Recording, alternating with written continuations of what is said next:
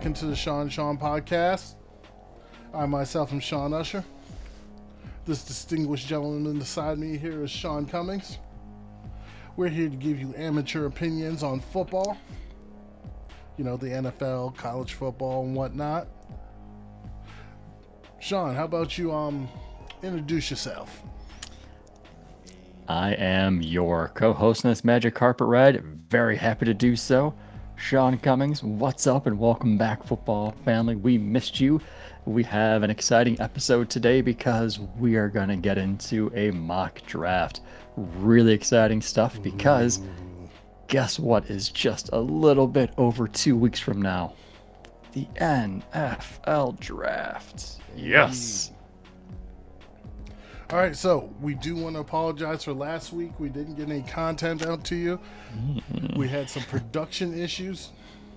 We will touch base on some of that this week. Now, note, we were going to continue our position series. We are doing mock drafts the next couple weeks. We're just going to show you who we had selected for our top 5 for our prospect series. So, as it goes right now, here we go. Sean's list. At number 1, he had Trayvon Moehrig. Number 2, he had Jevon Holland. Go Ducks. Number 3, Sean, give him that name for you. Talanoa Hufanga. Out of USC. Moehrig's out of TCU, by the way. Then he had Elijah Moden out of Washington. And number 5, he has Hamza Nasir. I can't say it. Nasirildeen out of Florida State. So that's Sean's list for you. We're not going to give you any more than that for now, but maybe in the future we'll give you a little bit more analysis. We apologize for that. We may actually make that audio available once we have certain things like Patreon going, which we're not doing at the moment, but we do have some fun stuff planned in the future. So, just to show you my list, because I know you're highly anticipating that. Of course they were. They wanted to see how much we disagreed. So, my list. Number 1, Trayvon Moehrig. I think I spelled his name wrong in my list. Then I got Jevon Holland. Go Ducks. Then I've got Hamza Nasirildeen. I'm not messing that name up anymore. Then we got Richie Grant out of UCF. And then Andre Cisco out of Syracuse. Man, I really like that Cisco pick too. I like that one. Well, we'll see how it rocks out with the draft. He is coming off an injury. Also, we are going to continue our studs, busts, and steals segment after the draft. But, without further ado, I think we're going to get into this. And we're going to start our mock draft. Yes, this is really Sean exciting. here. Really exciting. We got a head-to-head mock draft coming up. So we're going to alternate picks. I'm taking the odd picks. Mr. Usher is taking the even picks. And there are no trades factored in. So if that trade hasn't already been made by Tuesday evening, we're not factoring in any trades, no mock trades, no projected trades, nothing. So Chicago, I'm sorry, you're not trading up to the top 5 in this mock. We knew they wouldn't. Shouldn't. No, they All right. should. I mean, you got to give up a lot. I mean, with the amount they would give up to draft number top 5 to get a quarterback. I know, but I mean, there's jobs on the line. True, but they got Andy Dalton, right?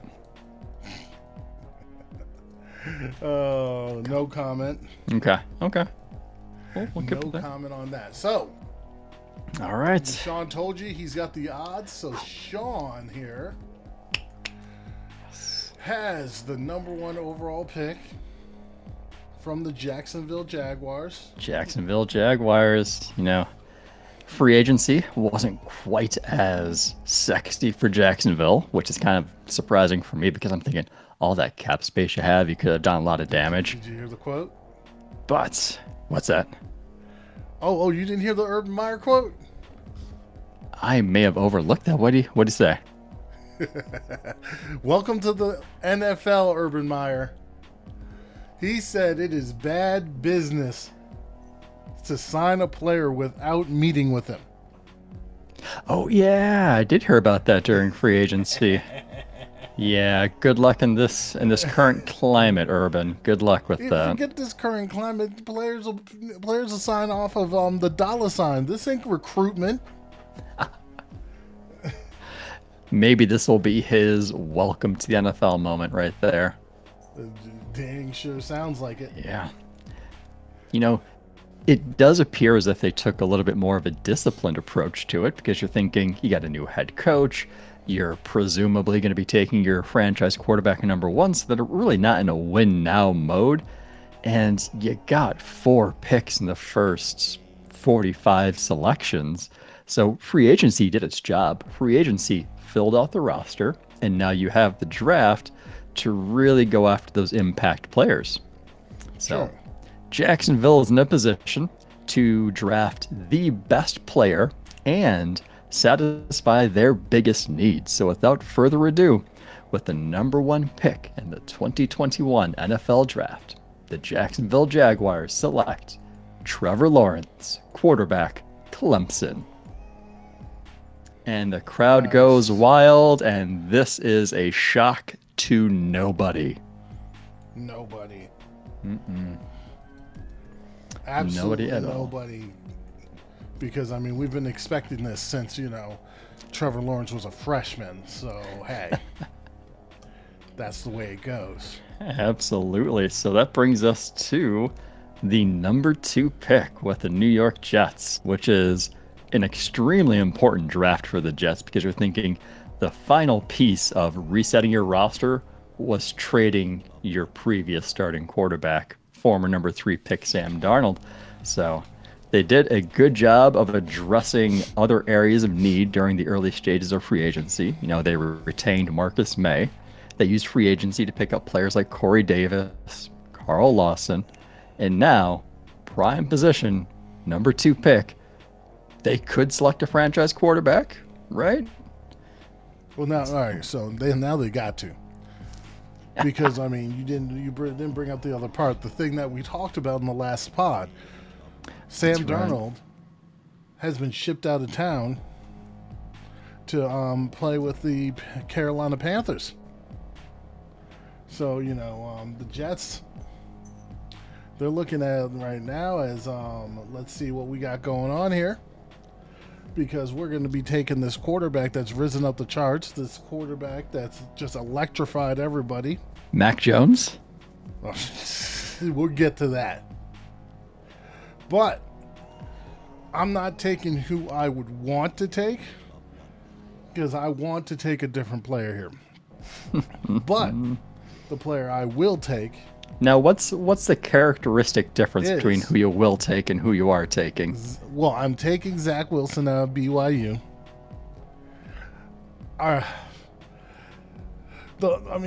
Here's the thing. The player I wanted to take was Justin Fields. I think Justin Fields has more tape out there available. I think Justin Fields has shown the toughness and shown that he can make all the throws. Now, the main difference here, yes, Zach Wilson has that off-script special thing to him. But the problem I have is he's got 1 year of true production. He came out of nowhere. And I get Joe Burrow's looked good, and Joe Burrow came out of nowhere, and this is what happens. But, I mean, I don't know.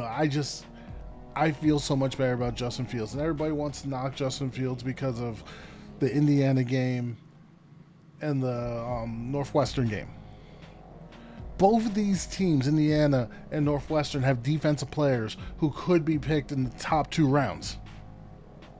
What are we doing? But it's okay. it's okay. Zach Wilson's going to be a Jet. Hopefully, Robert Saleh can do something with this guy. So hopefully, Mike LaFleur has got his hands full. LaFleur. Yep. But let's move on All right. a little bit. Number 3 pick, we have the San Francisco 49ers, who received this from the Miami Dolphins through the Houston Texans. So follow that. So, I mean, their biggest goal in the offseason was to make sure they retained left tackle Trent Williams.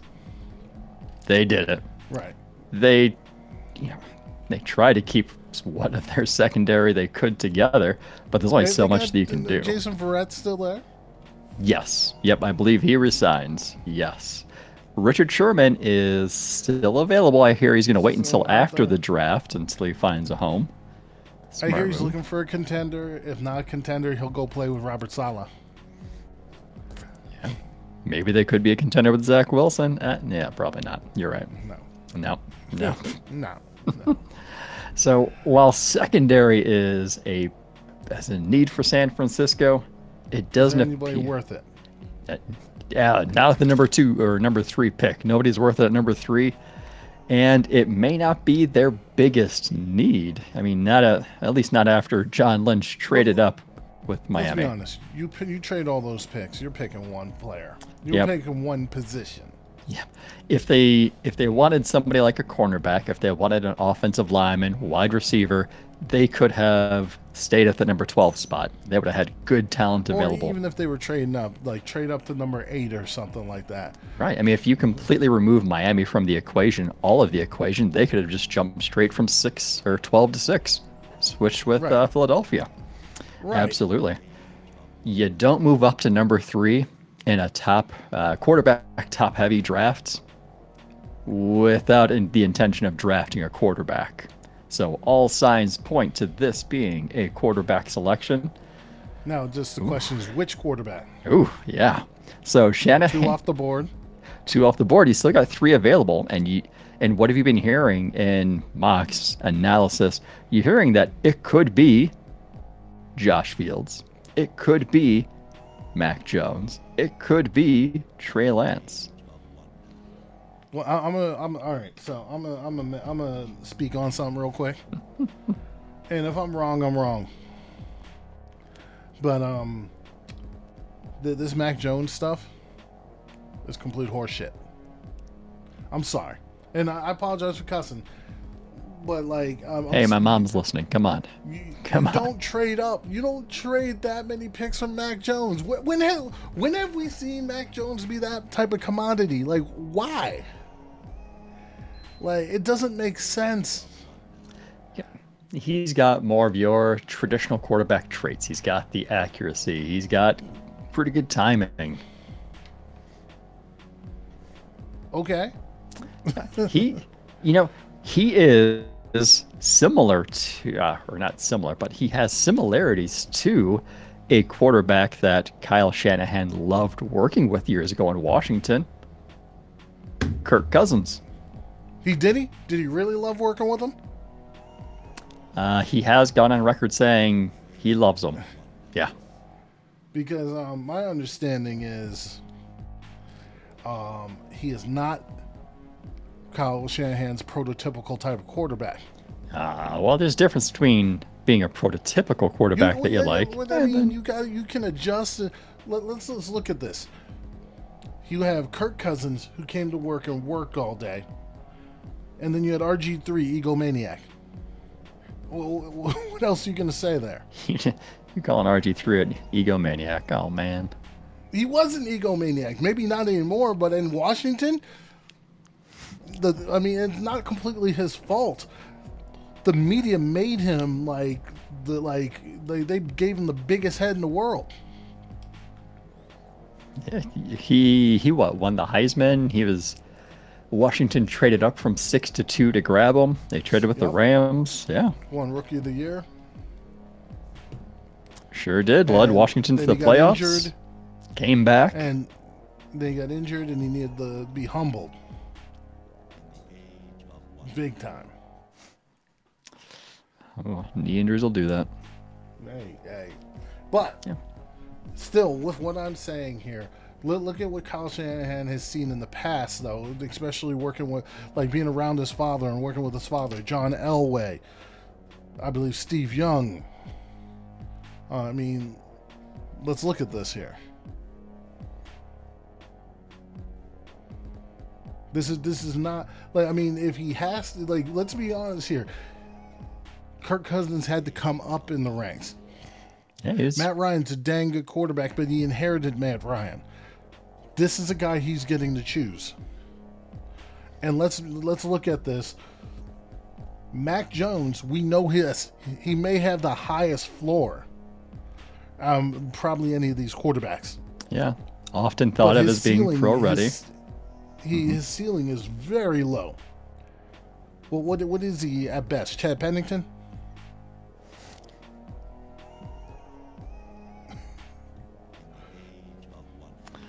Oh, What is he? Kirk Cousins plus?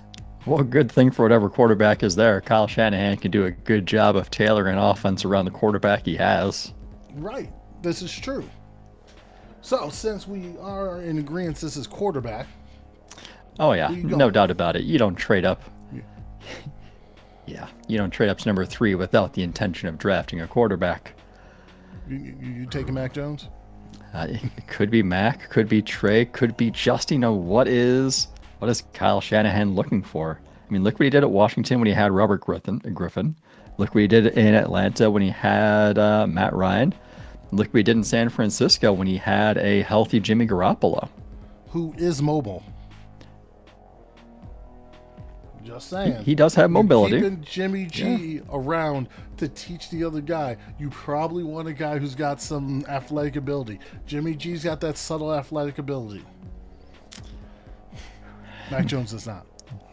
Not as much. Not as Not even close. Alrighty, so San Francisco, number 3 pick. They're going to take the best available quarterback, and they're going to select a quarterback that Kyle Shanahan has already had a little bit of work with already. Oh, I know where you're going now. Intrigued here? You should be intrigued. 2017, Kyle Shanahan was a coach at the Quarterback Collective camp, and he already got some really early look and some really early work in with their pick. So I've held you in suspense long enough. With the number 3 pick in the NFL draft, the San Francisco 49ers select Justin Fields, quarterback, Ohio State. There it is. There it is. The best player on the board for San Francisco. Best quarterback on the board for sure, yeah. I agree. I completely agree. Even if he sits. Hey, sitting might help out. But, exactly. You got Jimmy Garoppolo in there? Use him. I mean, with as fragile as Jimmy G is, he might not be sitting too long. He'll see the field at some point this year. Just don't rush the process. This is true. Don't rush the process. Ooh, all right, we're passing it over to Atlanta, and their biggest needs are on the defensive side of the ball, right? Falcons did not do any favors to themselves by being put in a horrible position with the cap. True. But the problem here is I don't think there's any defensive players worth taking with the number 4 overall pick. I just don't. Like, the closest thing you got is Patrick Surtain II, maybe. You know, I mean, there's certain other guys that I like Jalen Phillips. But do the medicals check out to take him number 4 overall? Oh, just think Micah Parsons without the off-field stuff. Could he be tempting? But again, are you taking the off-ball linebacker at number 4? That sounds like crazy talk to me. Maybe. So, I'm going outside the box here. No, let's mention this. Atlanta's looking to trade. They're looking to trade hands down, like with trying to get the best possible package they can get. But with that said, Matt Ryan's turned 36 this year. He's declined every year, even though he's still played well. With all those weapons, he has declined every year. Now, note, we could look to getting Kyle Pitts and, change those fortunes and reverse that, especially in the red zone. Considering Julio Jones can't seem to catch touchdowns in the red zone. Ooh, he's getting up there in age too. You need another receiving threat. True. Julio's getting a little old, getting long in the tooth. But you don't pick in the top 5 very often. Or you don't plan to. Sorry, New York Jets. Yeah. Jacksonville Jaguars, yeah. So, with that said, I have Atlanta taking a quarterback. And there have been rumblings that this could possibly happen. And Mac Jones? I'm going to give them... Oh, well, see, no, let's speak on that. If you want an heir apparent to Matt Ryan, Mac Jones makes a lot of sense. Considering they're similar quarterbacks, even though I think Matt Ryan is way more talented than Mac Jones. But I don't know, maybe that's just me. So instead, I'm going to give him a guy who has a little bit more juice to him. Probably has highest ceiling, but lowest floor of any of the quarterbacks in this draft, next to Trevor Lawrence, obviously. And that quarterback is Trey Lance, North Dakota State. In this situation, Trey Lance can sit there behind Matt Ryan for maybe 1 to 2 years, learn, get himself in the mix before he takes over. It's probably the best situation for him. I know Julio's getting old, but they've got some other weapons there like Calvin Ridley, Russell Gage. And then they could take some weapons in later on in this draft to groom. Absolutely. Also, the defensive talent is better suited to take in the 2nd, 3rd, 4th rounds. Also, I wanted to mention something that I thought was hilarious. Now, I forgot her name. But, I mean, where is ESPN finding these people that they're putting on TV that make asinine comments that don't make no goddamn sense? So this one chick they were talking about Justin Fields or Mac Jones. And this one chick comes in and says, this will clearly show us the direction that the NFL is going in. Because is it going more to the mobile quarterback? And I was like, first of all, before I get into the rest of what she said, do we have to have this conversation every couple of years? Yes. Why? Yeah. Get another talking point. So she goes and says, are they going more from more to the mobile quarterback and away from the pocket passer?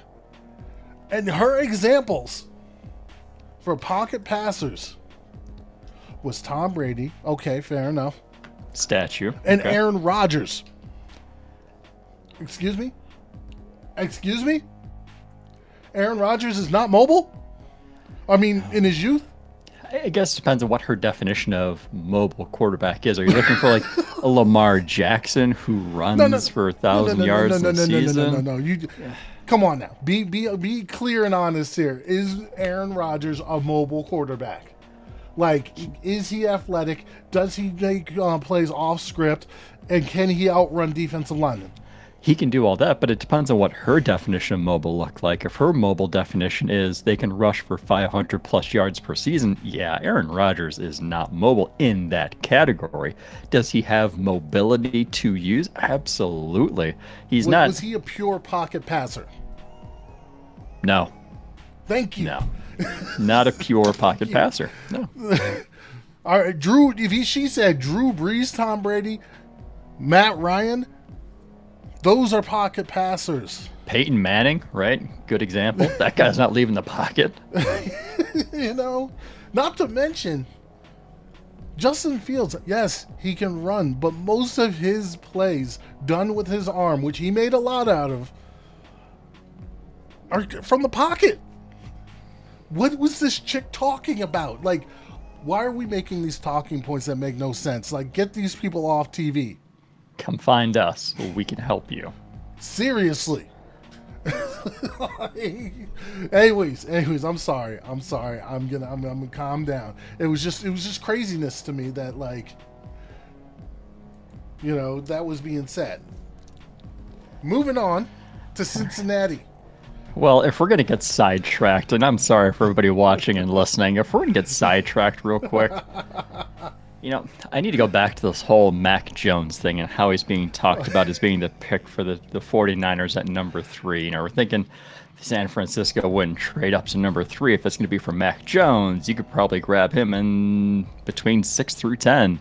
You don't have to move up back. I wouldn't go that far. Literally, I wouldn't go that far. But the concept is there, right? The concept's like Mac Jones really wasn't being valued much. He has all this value now. And it makes me think, who has the number 3 pick? San Francisco 49ers. And the more I think about it, the more I have a theory. I'm going to throw it out there. You try it on. See how it fits. Let me know how you think, how you feel about it. My theory is John Lynch is an evil genius. Hear me out. Why did the Chicago Bears trade up in the 2017 draft from number 3 to number 2 to grab Mitchell Trubisky? Because Ryan Pace is an idiot. That's half the battle. Yes, half of it. The second half is John Lynch played the Bears by having interests in Mitchell Trubisky to the point where Chicago had to trade up to get their guy no matter what. So the Bears got their quarterback. San Francisco moved back to the number 3 pick. They still got the guy they were going after all along, Solomon Thomas. Who was a bust also. Now, let's not focus on the fact that neither player has really been truly successful in the league. But you're looking at it, it was a huge win for John Lynch, right? It was. Huge win. I won't deny that. What if John Lynch is doing that again? What if he knows Arthur Smith and Terry Fontenot have strong interest in Mac Jones, and he's trying to force Atlanta's hand like he did to the Chicago Bears, forcing them to trade up that many picks. 1 pick. He's not, but he's not going to. He gave up 2 first-round picks. If he's not going to get that back. It doesn't matter if he gets it back, but if he ultimately gets a quarterback that he wants, Justin Fields at number 4, and has Atlanta trade up to number 3 to take that Mac Jones, just like it did to the Bears in 2017, if that happens, then John Lynch is an evil genius that you got to elevate almost to Bill Belichick's level. I'm sorry. I'm going to say this out loud. If Justin Fields is on the board when Atlanta's there, they will be absolute idiots not to take Justin Fields. Bring your boy home. Bring Mr. Georgia football home. Yeah. Anyways, moving off of this Mac Jones. All right, you're off your soapbox. I'm off my soapbox. Here we go. Number 5 pick, Cincinnati Bengals. So we're thinking Cincinnati is in a great spot because they don't need a franchise quarterback. They've got one in Joe Burrow. They just need him upright and they need him healthy. So at this point, they have every non-quarterback option available because we just made history in this mock draft by having quarterbacks go 1, 2, 3, and 4. That's history, Mind you, folks. People are doing that now. History. But I swear we were the first to do it. Were we not? In our mock draft way back in February.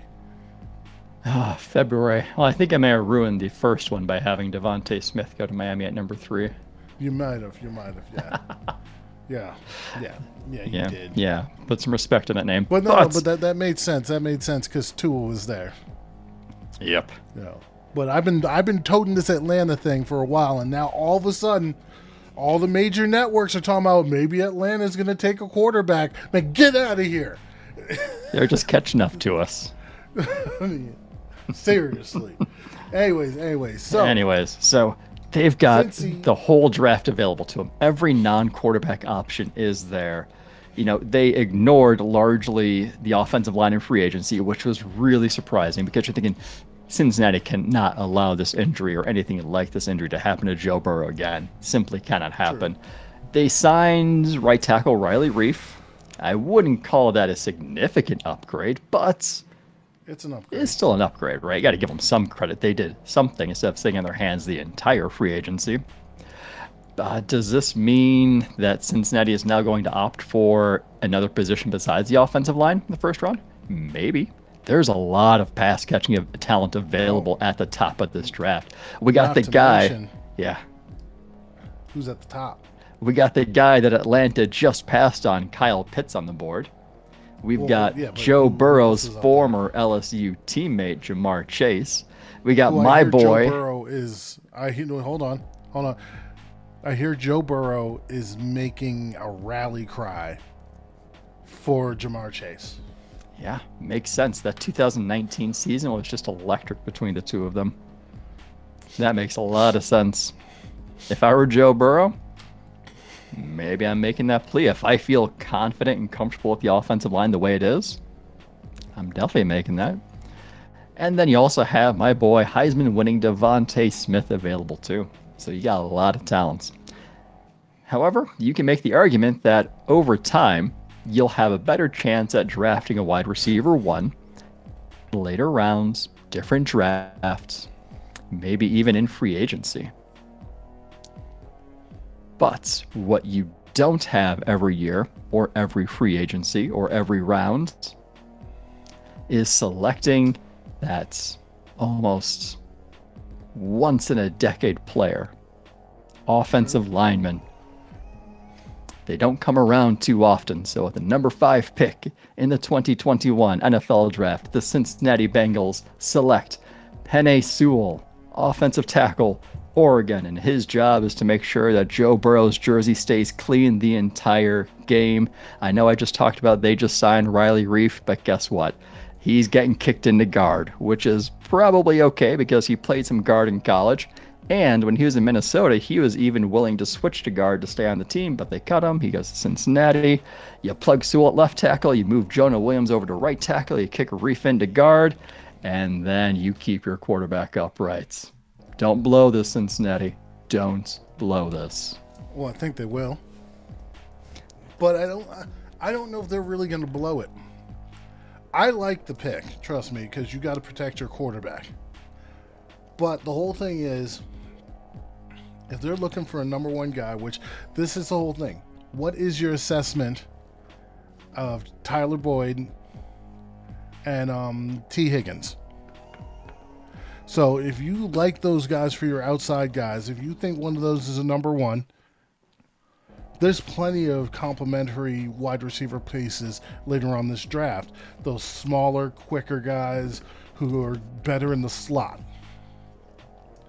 The question is, if you're looking for a number one guy, you take Jamar right now and you run that to the bank. All depends And on then- how does Cincinnati feel about the offensive line. But hold on, you can find guys who can be possible starters in this draft in the second round. And since he does have high pick in the second round, you can get a Samuel Cosme. You can get a the guy on North Dakota State, a Dylan Ragnar. I can't say his name. An Alex Leatherwood to pair with his buddy over there. So I mean, there are guys to be picked. And then the interior offensive line. Let's say you keep Riley Reef on the out, you get like a Ben Cleveland. I'm just saying. I like the pick. Yeah. But I don't think Cincinnati can really go wrong on either No. if they double, if they go back, and they can double up on offensive line in the second and third rounds or whatever. Yep, but that's who I'm picking. If I'm Cincinnati today, and again, we're 2+ weeks out from the draft, but if I'm Cincinnati today, I'm looking hard and long at Sewell. I'm just saying, the smoke is there about Jamar. because of Joe Burrow's comfort with him. Absolutely. And this Now, is the biggest season for the smokescreen. with that said, if Jamar Chase is on the board when Miami's picking, then I'm sorry. I'm sorry. Well, no. Let's go through it. What else can Miami pick other than because let's look at this. They traded back from number 3, and you knew they were going to dedicate to Tua. There's no way they were moving on from Tua after 1 year, especially after he had a lot of promising stuff during his starts. Yeah, I know he had some bad starts. What rookies don't? Yeah, but I mean, I don't. when you look at the offense, it moved differently with Tua in there as opposed to when Ryan Fitzpatrick was in there. It moved differently. Offense. I've been through this, honestly, because I remember this type of player. And then Dak Prescott. Moving on from Tony Romo, Dak Prescott wanted receivers that got open quickly. He didn't want to have 10 contested catch guys. He wanted to have a different type of offense. Miami right now has players like Devontae Parker and Preston Williams who are contested catch guys down the field. They don't get open quickly. Tua, his whole college career, he was used to players that got open quickly, get the ball out of his hands quickly. Yeah. Now, that would lead you to think that I'd be going for one of 2 guys. No, And knowing you Pitts. drafting. Nope. Not knowing you drafting. Kyle Pitts. Kyle Pitts would make a lot of sense here. Oh yeah, tight end option for a young quarterback. Whew, that's good. Who's fast and gets open quickly. Mm-hmm. Or, he got his running buddy, Devonta Parker. I'm the Devonta Smith, sorry. Devonta Smith, who, route running with quickness. If he can get off the line quickly, he'll get open quickly. But with all that said, I'm gonna give them the best wide receiver in this draft, and it's not Devonta Smith. It's the guy who put up nasty stats his last year playing. Yeah, I know he opted out, but then he went to his pro day and said, look, I'm still athletic. I wasn't taking time off. I was working out. I was in the gym, son. So, this pick, like I hinted earlier, Jamar Chase, LSU. I think it'll filter everybody down to where they need to be. Chase can play on the outside in the slot. He's fast enough. He'll be a great addition, and he catches everything. Just saying. I can't be too mad at this pick, right? I can't. Miami, just like Cincinnati, finds themselves in just a great position because they already have a franchise quarterback in place. You don't start at number 3, trade back to 12, then jump to 6 because you want to draft a quarterback. If that were the case, you're staying at number 3 and you're taking your guy there. So Tua safe, Tua secure. In this draft, there's only one offensive player off the board, non-quarterback, by Miami's pick. Huge win for Miami here. I mean, great maneuvering on the board. You're figuring if you're trading back up to number 6, you've got to be targeting an offensive player, because number 12 is like a really good spot for the defensive talent. All 5 players are all 6 players are offensive players. Yeah, we got 4 quarterbacks, offensive linemen, and a wide receiver. All right, but next up with Detroit. Ooh, we got Dan Campbell's got work to do. I know. New GM, new head coach, new quarterback. No wide receivers, no defense. Not a fun position to be in, because you trade away Matt Stafford, you receive Jared Goff in return. I don't think they're going to be interested in drafting a quarterback this year. At least not that they've let on. Now, not Mac Jones? Not the Matic Mac Jones? Well, maybe not. They've got a lot of needs to fill, especially on the defensive side of the ball. And you can only select one player here. So what's going to be more important to him? What's going to be the most important to him? So, Oh, wow. Sorry. number 7 I just pick. found out what the max stood for. Oh yeah. Yep, I'll let you know soon. Don't worry. We'll let everybody know soon. We'll let everybody know soon. So, with the number 7 pick in the 2021 draft, the Detroit Lions select Heisman winning wide receiver from Alabama, Devontae Smith. They're going to show support for Jared Goff by giving him a number 1 wide receiver to throw to. Trust the tape. Don't overthink the size. And there's not a lot of defensive talent worthy of being drafted at number 7 in this draft. So get yourself a wide receiver. Well, I think there is. It's just the problem. Detroit drafted a corner in top 3 last year. How'd that work out for him? That's the issue. Like, are you willing to just go back and? I mean, no. And plus, they've got wide receivers to replace. Yeah, that cupboard is bare. Yeah, you got a new quarterback coming in and say, yeah, guess what? We got rid of all the weapons. Welcome to town, Jared Goff. You're literally the only one on offense. Yeah. And a bunch of running backs. They may or may not be able to catch very well. Here you go. So next up, we got Carolina. And as we said at the beginning of the pod, And last week. Carolina traded for Sam Darnold. And I might be going on a soapbox again. So, all right. You've got 2 schools of thought here. You've got the scouts that are out there on Twitter, the Twitter scouts. The guys who are like more localized. They're plugged in also. Then you have the NFL guys. And it's an interesting school of thought here. The NFL guys will swear by Sam Darnold.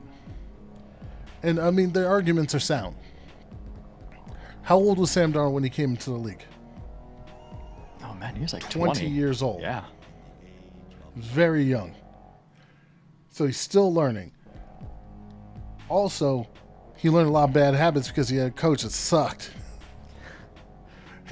Just because Plural. Peyton Manning likes somebody doesn't Plural. mean them good. Coaches. What? What's that? Not just a coach. It was plural. Coaches who didn't True. do him any favors by teaching him True. good habits. True, but M. Gase is yikes. Yeah. So, all right. And so, in my understanding, he already had some bad habits that need to be untaught. Now, Yep. with all that said, he has great upside. But the other side of this, when he played and he had clean pockets, he was not good. So there's a lot of question marks here. So with that said, Carolina does have weapons, and they have Christian McCaffrey, who should be coming back. They do have a corner issue, so I could go corner here. Yeah, this would be a great But spot. again, Sam Darnold. I keep coming back to Sam Darnold. You need to make his life easier. And you need to make it so he can progress and learn. And he can. You need a target for where it's going to give him easy throws. So, with the number 8 overall pick in the NFL draft, the Carolina Panthers select Kyle Pitts, tight end out of Florida. All right, so I like this one. I like Now, this. I think Kyle Pitts it's going to help Sam Darnold a lot. The red zone, those short intermediate areas, middle of the field, and that is going to give Robbie Anderson, who Sam Darnold has familiarity with, and then DJ Moore, give them more room to work, and even probably help Christian McCaffrey, Yeah. who's also going to help Sam Darnold. You thinking Christian McCaffrey doesn't have to be the only one taking those short yardage or intermediate catches, receptions. Exactly. Now you got another target. Absolutely. I would like that pick for Carolina. I think it makes a lot of sense considering you're bringing in a new quarterback who doesn't know these weapons. Give him a big body dude that's just going to be an easy throw for him. I like All that. right. Next up, Denver. Denver made a lot of moves. Vic Fangio was active. Yeah, you thinking Denver? They have a pretty good and they have a pretty solid roster outside of the quarterback position. They did a great job of addressing the secondary in the offseason. They kept Justin Simmons. They signed Ronald Darby. They literally stole Kyle Fuller. Sorry, Chicago. Literally stole him. So this gotta be Matt. This gotta be Micah Parsons, right? It could be very tempting. Like, this would be a really good spot to see Micah Parsons go to. What he could do to that Denver defense. But the big question is, can Denver open the season with Drew Lock under center? Oh, that's a good question. That's the big question. I mean, they have to have their eyes set on any and all quarterbacks in this draft if one were to fall far enough to number 9. Could True. they and should they consider trading up to get a quarterback? Maybe to that number 4 spot with Atlanta, maybe that number 5 spot with Cincinnati. Absolutely, but guess what? This is a trade-free mock. Boom, we're not even counting that, so get to that in mind. Now, fortunately for Denver, they do have a quarterback fall to them, which may be surprising because of all these smoke screens we've heard about this fella going in the top 3, going to Kyle Shanahan, who apparently loves him but has never really said he loves him or never really said anything about him. So, with the 9th pick in the 2021 NFL Draft, the Denver Broncos select Michael McCorkle-Jones, quarterback from Alabama, but you may know him better as Mac Jones. And in this scenario, Denver has their quarterback fall to him. I'm not really sure if he's their quarterback, but he's a quarterback available, and they don't have to trade up for him. No, they did not have to trade out for him. Nope. Someone to At the compete with same Drew Lock. time, I do think he might be a little rich at that point. I know. I think we were talking. Personally. I'm not sure if we were talking on the pod about it or just separately, but we're thinking we're going to see probably 5 quarterbacks go in the top 10. But how many of those? Quite possible. How many of those 5 actually should go in the top 10, or is it just True. overvalued based on the league and the desire for a franchise quarterback? Well, you know who could, at this point, if they like said quarterback, come up and make this happen, right? New England, New England, of course. which I don't Washington. think They like him that much. Chicago. Chicago. Yeah, I mean this is a better striking distance to get.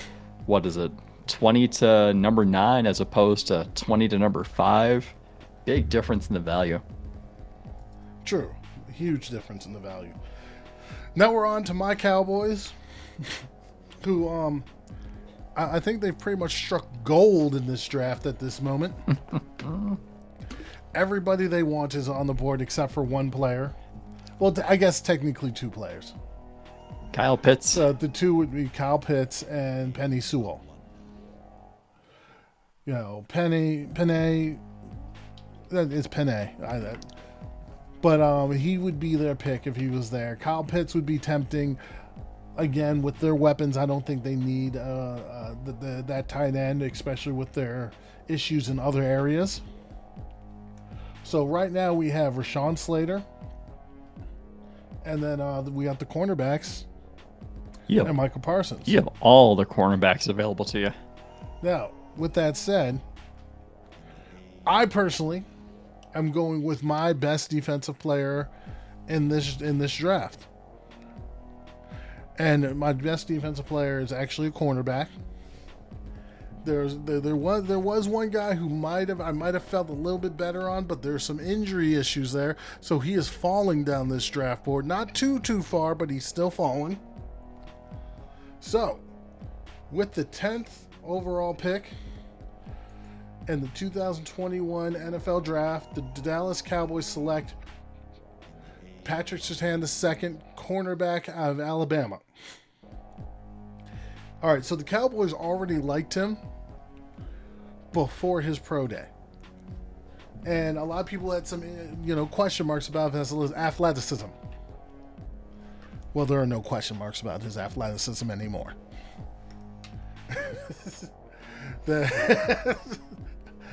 I'm just saying. So it's the slam dunk pick. Pair him back with Trayvon Diggs, and let's go. First defensive player off the board at number 10. Hey. Man. Hey. All right, so you got the New York Football Giants up. Yes, I have a division rival of yours. Now we're thinking, even after signing Kenny Galladay, John Ross in free agency, you have to think somewhere the Giants are not happy that Devontae Smith is off the board. Maybe. There's somebody else out there. There is. There's some other pass-catching talents. Maybe. The Giants are also in need of some help on the defensive side of the ball because Leonard Williams can't put all the pressure on the quarterback. So maybe they need some help with an edge rusher. Right. Who is worthy? Who is worthy, but as we were talking about our edge series, man, it's like I could see an edge like Kwity Paye going at number 11. Definitely not sooner than number 11. But Gettleman would like him. I could see it happen at number 11. But then you also have to think Daniel Jones needs some support on the offensive side of the ball, especially with an offensive line. They could also use a cornerback, which may be a crafty move since Philadelphia themselves could be eyeing a cornerback with their following pick. So you get to help your own team, and then you hurt your division rival. Like, that's almost win-win in a way.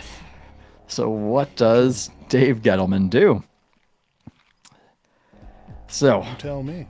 Number 11 pick in the 2021 NFL Draft, the New York Football Playing Giants select Rashawn Slater, offensive line, Northwestern University. He is going to do what he can to protect Daniel Jones and keep him upright because there's no point in having Kenny Galladay or any other pass-catching weapon on your roster if your quarterback can't stand up. How much do you think that Chase Young tape helps this pick?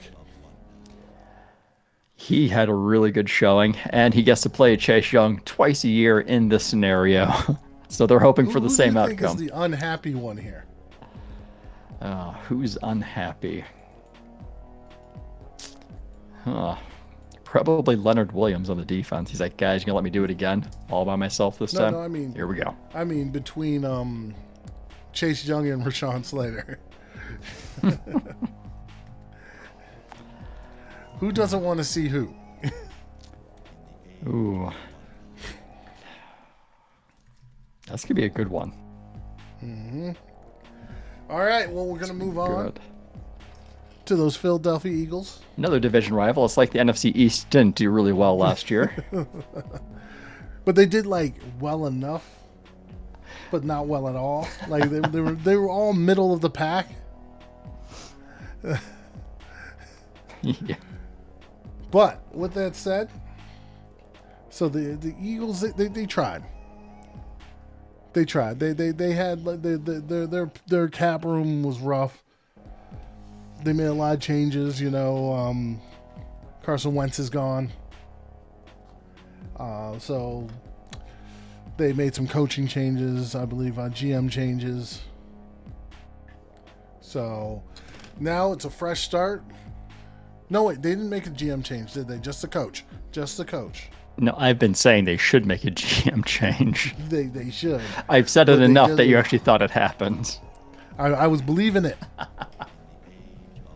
So at this point, I think they're going to take a corner to pair with Darius Slay. Darius Slay. Oh, wow. Well, it's because my brain got caught up with the New York Giants that you just had, and they have what is it, Darius Slayton or whatever? Slayton, yeah. Slayton, Darius Slay. Wow. But they're gonna pair him with Slay. Both two very aggressive corners. So I mean, Philly better like watch out for some penalties coming up. Because both these guys are aggressive. They like to get their hands on the other players. But, I mean, they've got great instincts. I don't see anyone better to mentor J.C. Horn than Slay. That'd be a good combination. That would be good. Now, coming up next, we got the Los Angeles Chargers. All right. And the Chargers landed their franchise quarterback last year when they drafted Justin Herbert. Go Ducks. Some jerseys. Yeah. So now they need to add pieces around him to help him grow and be successful. So True. Even after addressing the offensive line free agency, you still got to think they could continue to bolster the offensive line for Herbert. Definitely do him some favors. You have talents like Jalen Waddle still available, which could be a nice addition to that Chargers offense. You know, pairing him with Keenan Allen, especially after you lost Hunter Henry. I think you saw Mike Williams in their roster. So, I mean, you got to put up points to win ball games. But your defense needs help. I know. They could be losing. Your defense needs help. You just released Casey Hayward, so you have a little bit of a need at cornerback. And there's still some cornerbacks available that could be drafted in this range. True. All that considered, with the 13th pick in the 2021 NFL Draft, the Los Angeles Superchargers select Elijah Vera Tucker, offensive lineman, USC. They are going to make it a priority to protect their franchise quarterback. Maybe give them that extra time so, like, you know, you can get those wins that they were just that close to getting. I know, just those few moments, those couple of breaks. Yep. Indeed.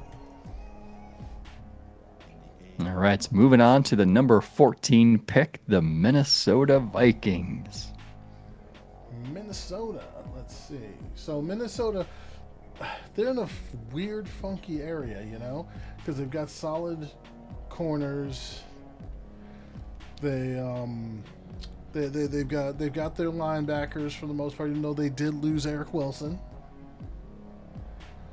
But, and then, I mean, offensive line, they could go offensive line. Actually, to be honest, if Elijah Vera Tucker was still there, that's who I would have went with for the Minnesota Vikings. But him being off the board, I actually don't like the other guys that are there for Minnesota, because I could go Christian Jerisaw. There's that, what's his name? Tevin. What? See, Tevin Jenkins. No, who I'm going to go with here, the first edge player comes off the board. Ooh. And I'm going to go with Jalen Phillips out of Miami. Minnesota tried trading for Yannick Ngakoue last year. It didn't work out for them. They need somebody opposite Danielle Hunter. They need someone there when Danielle Hunter isn't there. And he missed quite a bit of time last year. Yeah, I thought I heard a little bit too that Danielle Hunter hasn't been very happy with Minnesota recently and may be on the verge of requesting a trade. So if that is the case, you definitely have to address the edge position. Someone's going to put pressure on that quarterback. And I could easily see Jalen Phillips being the first edge rusher off the board. I mean, we were talking about that in our edge series. Like, I had Kwity Paye as my number one edge, but I could see Jalen Phillips being the first one off, and this would be a great spot to take an edge rusher. Because after he goes off the board, probably in the next, 5-10 picks, you may see 1-2 others fall off the board too. May start a little edge next run. Up, you have the most interesting pick probably to have. And I hope I do this New pick England justice. Patriots. Yeah. Oh man, I hope I don't disappoint Bill Belichick. So, let's see. New England. Which area we're heading? Where are we going on this? What are we doing, right? The Patriots brought back Cam Newton on a 1-year deal, which shows that they don't have any long-term solution at quarterback.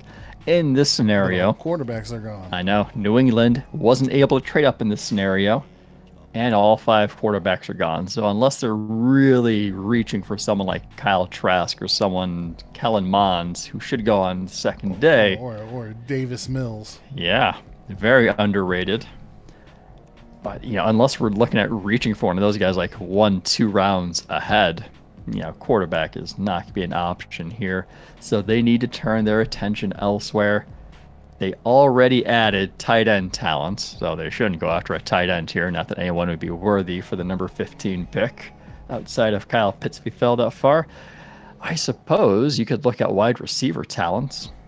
They added wide receivers, but they also just lost Julian Edelman to retirements. So you can't rule out Jalen Waddle. However, that defense needs some attention, right? Even more so if the rumors are true that they are really looking to trade Stephon Gilmore.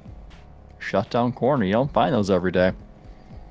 So you gotta do something on the defensive side of the ball. So with the 15th pick in the 2021 NFL Draft, the evil genius, Bill Belichick, and the New England Patriots select arguably the best defensive player in the draft, Micah Parsons, linebacker from Penn State. Imagine. There's anybody who could whip him into shape. Exactly. That's why I had no concerns with any type of off-field problems or rumors of problems, because that locker room, Bill Belichick will get him on that straight and narrow. And imagine what a player like Micah Parsons can do in Belichick's defense. This is true. In this scenario, I also have New England retaining Stephon Gilmore, so they still got their lockdown corner.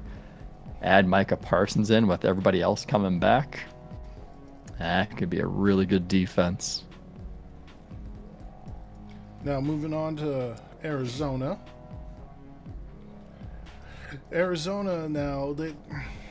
I'm always thinking offensive line, but they did some good things for the offensive line on this year. So, there's that.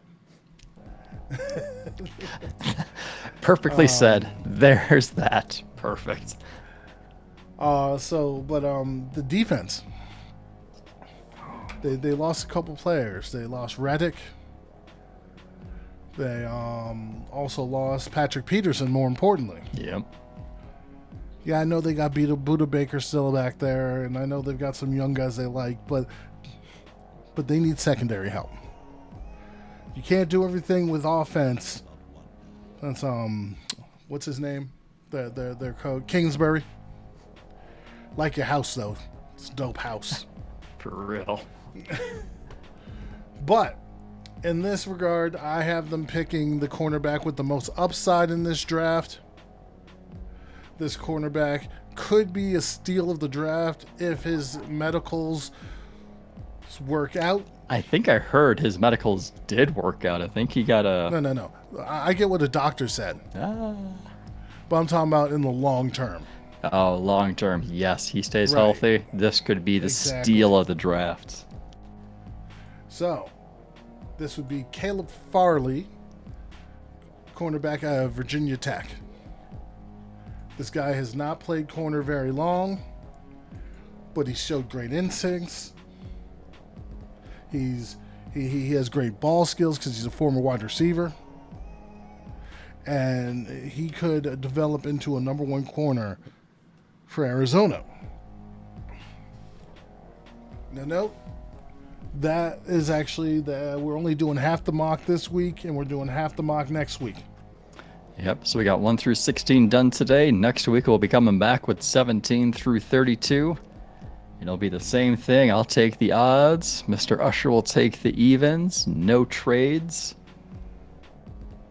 And then the week after, we're going to be playing our mock draft game.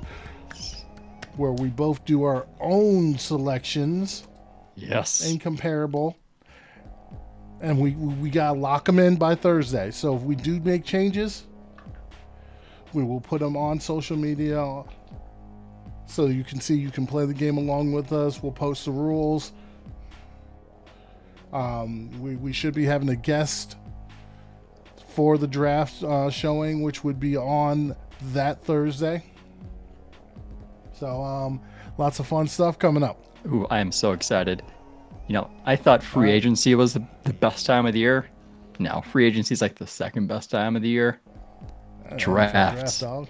Drafts. Oh Always the man, NFL draft. love the drafts. And you got players who are going to be at the draft. Which Good. Gregory That's a good Rousseau has decided to go to the draft. He's got nothing to lose and everything to gain by going to the draft. What if he's a third round pick, man? Exactly. If he ends up being a third round pick, the team that drafts him in the third round is going to get a huge steal, because can you imagine the size of the chip on his shoulder having sat in that green room for he still has hours? shown. I gotta know he can play Yeah. and not just get schemed open. Pro didn't look too impressive, didn't do him any favors, No, especially since he skipped out in the 20 year. Yeah. Right. And then even in his 19 year, most of his sacks came off of them scheming him to get clean looks. Now, no, the dude is strong. I'll give him that. But he's not fast. He's not as much of a freak as people thought. But getting off of Gregory Rousseau, we'll give you more content next week. Maybe we'll have Gregory Where's Rousseau. the wisdom, Who Sean? knows? Words of wisdom. Don't believe everything you hear, especially over the next 2 weeks, because this is smokescreen season, people. You're going to hear Mac Jones going 3. You're going to hear Mac Jones going 2. You're going to hear Mac Jones going number 1. Don't believe everything that you hear. Okay? Sure. Make sure you take your vitamin D. Ooh, that does remind me. I got to take those.